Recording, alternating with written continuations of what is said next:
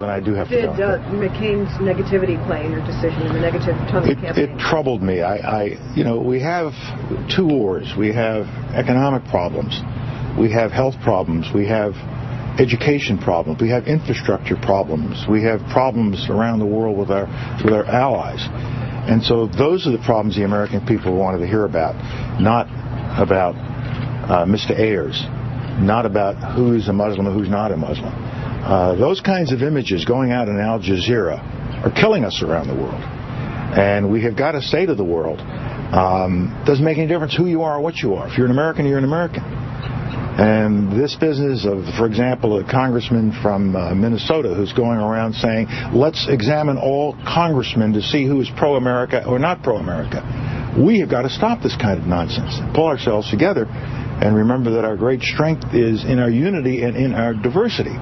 And so that really was driving me. And to focus on people like Mr. Ayers, these trivial issues, for the purpose of suggesting that somehow Mr. Obama would have some kind of terrorist inclinations, I thought that was over the top. It was beyond just good political fighting back and forth. I think it went beyond. And then to sort of throw in this little Muslim connection.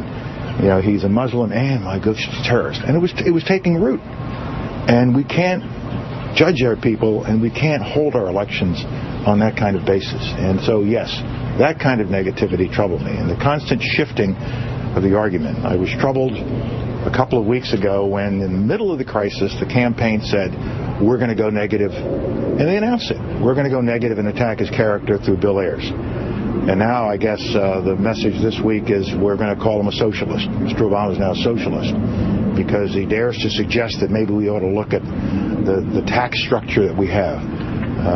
Taxes are always a redistribution of money.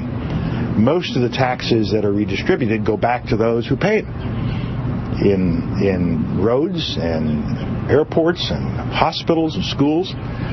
And taxes are necessary for the common good. And there's nothing wrong with examining what our tax structure is, or who should be paying more, who should be paying less.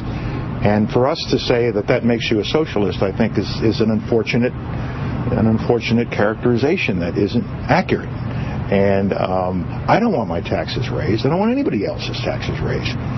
But I also want to see our infrastructure fixed. I don't want to have a $12 trillion national debt, and I don't want to see an annual deficit that's over $500 billion heading toward $1 trillion.